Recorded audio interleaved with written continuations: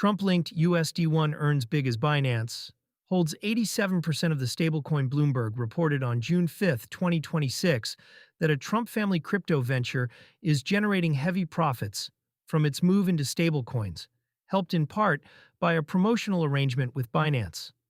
The venture is World Liberty Financial, and the stablecoin is USD1, a dollar token launched in March 2025 that has grown faster than almost any other dollar coin on record. The profit story and the Binance story are the same story. USD1 became a high-earning asset because one exchange parked an enormous amount of it on its books and then ran campaigns to keep it there. A stablecoin that earns its issuer interest. A fiat-backed stablecoin works like a narrow bank. The issuer takes dollars, holds reserves in treasuries and cash equivalents, and keeps the interest those reserves throw off. The holder gets a token worth $1 and earns nothing on it unless a separate yield program pays them. At current short-term rates, a few $billion of reserves generates real money.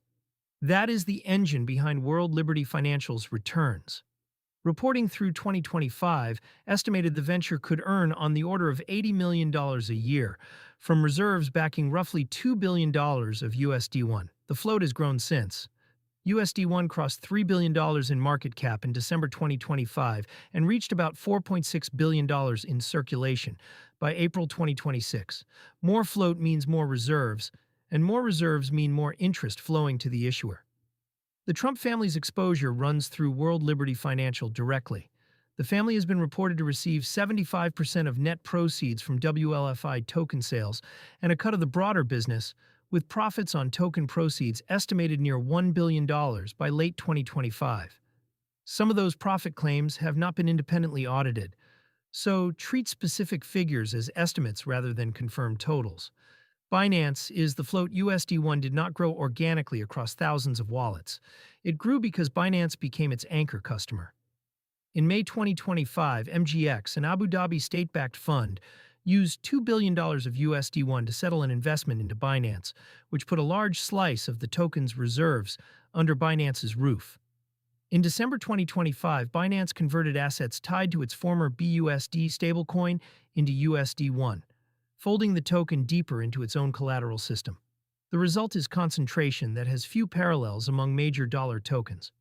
Forbes reporting, cited by multiple outlets, put Binance's share of USD1's supply at nearly 87%. One exchange holds close to 9 out of every 10 USD1 tokens in existence. The promotional layer sits on top of that. Binance has run reward campaigns to keep USD1 holders on the platform, including a multi-million-dollar WLFI rewards program that ran into June 2026, plus earlier yield offers on USD1 balances. Those incentives lift circulation, which lifts reserves, which lifts the interest the issuer collects. The promotion and the profit feed each other.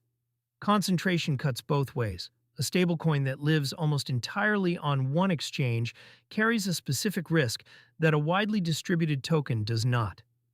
If that exchange freezes balances during a legal dispute, suffers an outage, or comes under regulatory pressure, the token's liquidity and peg are exposed in a way that does not depend on the quality of the reserves at all. The dollars backing USD1 could be pristine, and the token could still seize up if its single largest holder stops moving it. There's also the conflict of interest question that has followed this venture since launch. A sitting president's family profits from a financial product whose largest backer is an exchange operating under heavy U.S. scrutiny. That is a political and legal overhang, not a technical one, but it shapes how regulators and counterparties treat USD1. For anyone using dollar tokens to move money or to fund a stablecoin spending product, the lesson is the same one that applies to any issuer. A stable price is not the whole picture. Where the reserves sit, who holds the float, and who profits from the interest all decide how durable that dollar actually is. USD1 is a clean illustration of how stablecoin economics quietly route value to the issuer, and of what happens when one venue holds almost the entire supply.